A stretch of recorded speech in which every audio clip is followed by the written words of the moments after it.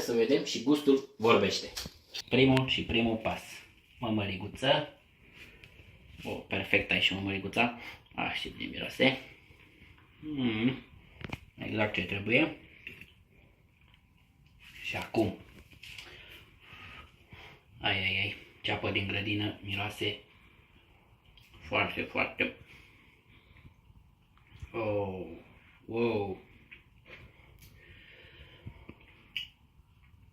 Mi-a închis gura. M-am teleportat în copilărie. Este același gust cum îl făcea bunica. Foarte delicat, ușor, dulce acrișor.